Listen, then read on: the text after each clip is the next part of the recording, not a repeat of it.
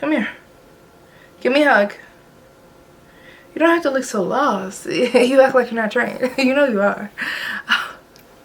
Hey Cakenistas, it's Marisha. Can you see me? My focus?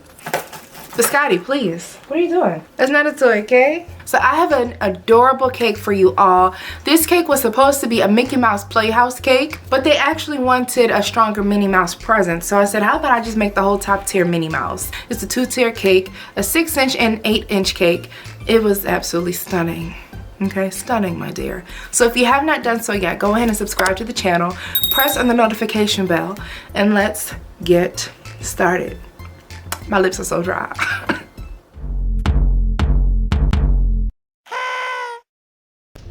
Okay, Cakenistas, so the first cake that we're going to work on in this process is the bottom tier cake, that Mickey Mouse Playhouse themed cake. I'm going to start off by making my clouds. I want to make all of my fondant toppers now and just set them aside for when I actually do my cake. And this is a couple of days prior to even baking the actual cake. Now to make my 2D clouds, I'm going to just roll small pieces of white fondant into balls, bunch them together, and then cover that with a thin piece of fondant. And this is a really great way to make a fluffy looking 2D cloud.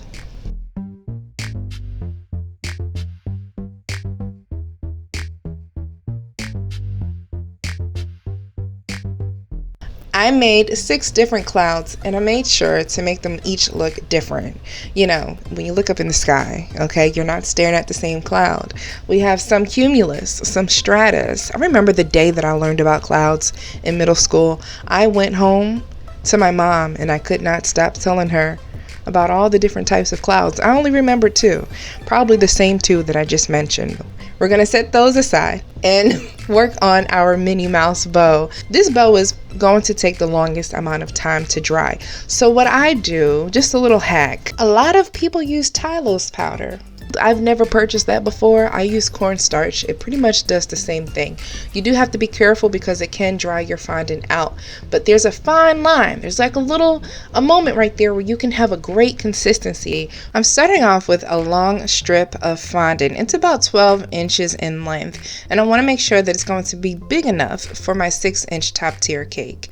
I cut that strip in half. You can just form the bow into that loop shape without actually trimming it away like I did, but it's a lot easier for me to kind of cut that curve into it. And then I just wrap it around my rolling pin, and I add a few ruffles in the fondant as well.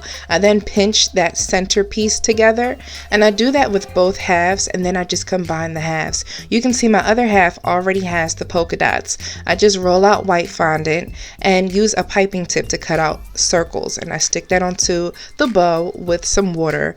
I finish the bow with a centerpiece, and then I stand it up.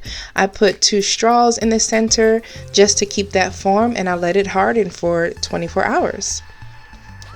Now I'm going to cover my 8-inch cake in my baby blue buttercream, and this is going to be the sky. So whatever color you want to make the sky, what am I saying? I hope it's blue. I hope it's blue. And I also set aside some white buttercream to color green for my grass.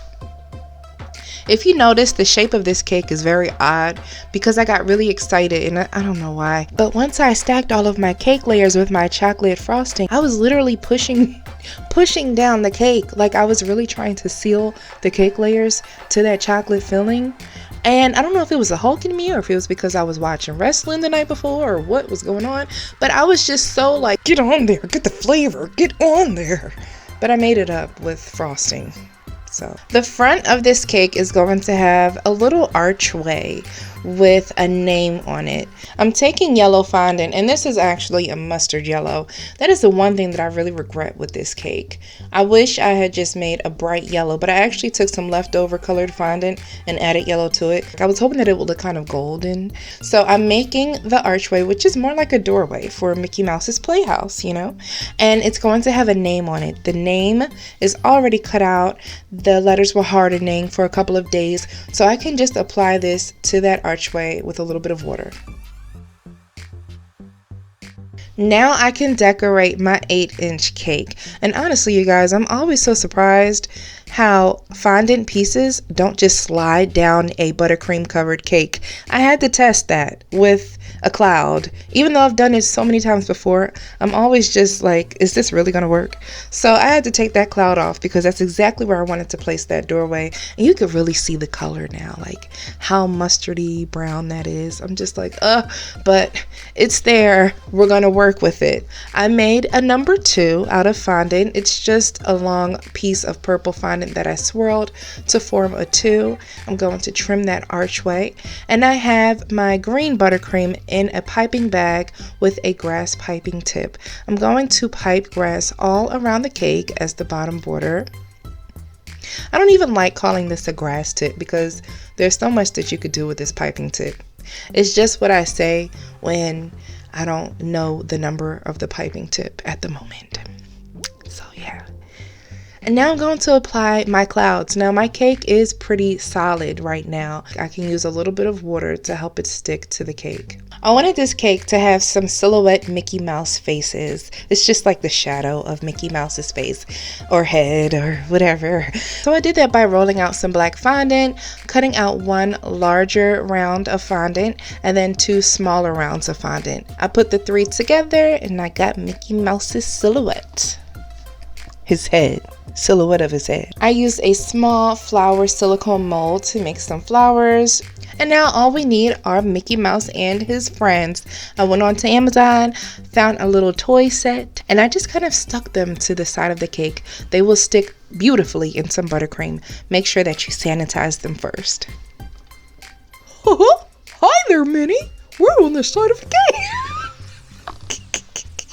Hi there, Mickey.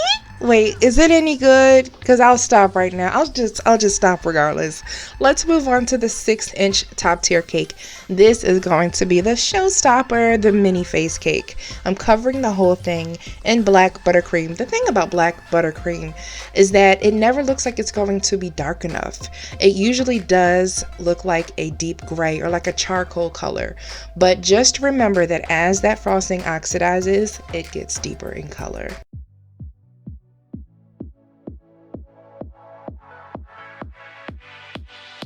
Hey guys, I think we're gonna taste delicious on the side of the cake.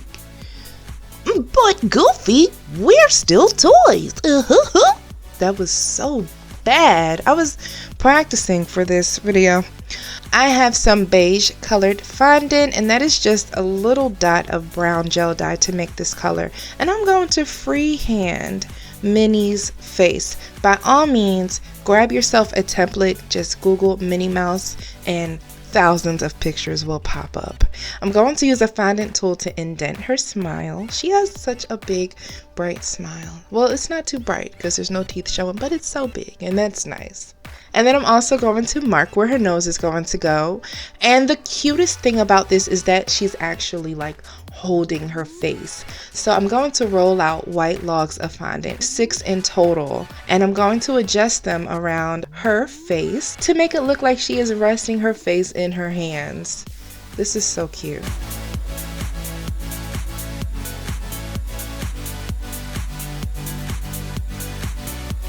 I'm only making 3 fingers per side, and I'm applying them to one another with water. I'm making sure that the first finger, which would be the middle finger, is the longest.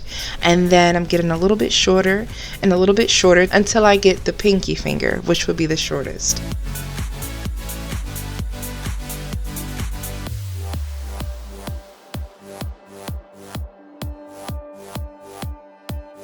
I am looking at a picture for reference, and I just cut out the shape of her eyes. Once I liked the one eye, I knew that I could make the second one. If you don't feel confident about this step, just use a template and you can trace onto the fondant and then make your pieces as needed.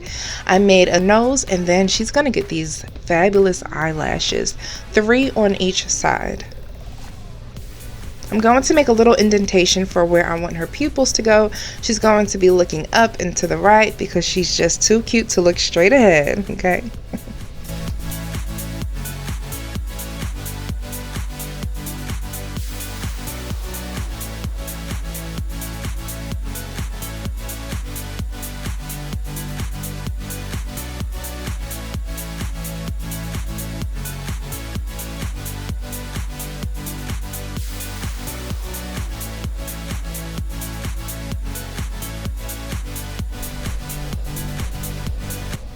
That almost looked like, what's that? Just a little highlight for the nose to make it look shiny. I'm gonna do the same thing for the other side, and the last thing that I did to complete this look was to take a brown edible marker and I went over her mouth and that nose crease. Now let's apply this to the cake before it hardens. This had me so excited. Make sure to leave some space under the face for the hands. I did not film myself making Minnie's ears, but it was so simple.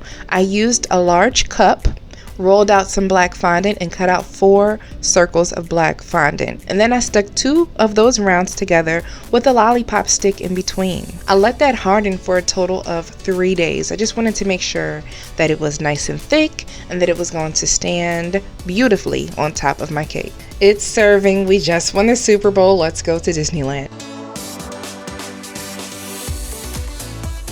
While my bow was drying, I put 2 bubble tea straws in the loops to help keep its shape, and you're gonna see me remove those and then put the bow on top of the cake. Hi, Minnie! We weren't expecting you so soon, but we're so happy to have you. I put my bubble tea straws in the center of my 8-inch cake, and now that my Minnie Mouse cake has hardened in the fridge overnight, I can apply that to the top. I put a little bit of disco dust on top of the clouds and a little bit on Minnie and Mickey Mouse, and that completed the cake.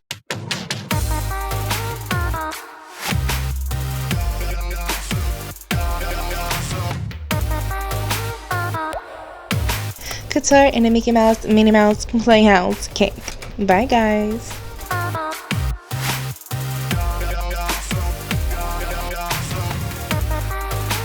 I hope that you guys enjoyed this video. This cake is stunning, you guys. This cake was stunning. Honestly, I wasn't that confident about the bottom tier. I had to sit with it for a while, and then I said, okay, this is actually really cute. Sometimes I just have to put it in the fridge and then come back the next day, and then I'm like, okay, no, I actually do like that. That's kind of fabulous, especially once I added the glitter on top. The cake needs to comment of the day is going to go to A to Z Miniature Cooking. Hi, A to Z Miniature Cooking. I'm actually gonna set aside some time to watch your videos. She actually does miniature cooking. They're amazing, and I love miniatures. On my Encanto inspired rosette cake, she says, subscribed, love your channel, and this cake design is gorgeous. Thank you so much. I'm sure that I'm gonna love your channel right back. I appreciate you for subscribing. It means the world to me, seriously. It's getting dark, wow. The sun is just going down. The sun is going down. I gotta hurry up. If you would like to be featured in the next video, all you have to do is comment down below and be subscribed to the channel. Please. Because so many of y'all still aren't subscribed. I don't know what else to do. I don't know what else to do. I'm getting your requests, so if you would like to request a specific video that you would like to see, let me know in the comments down below. And I will see y'all soon. Bye, Cake Nisas. I got a text message, right? Yes.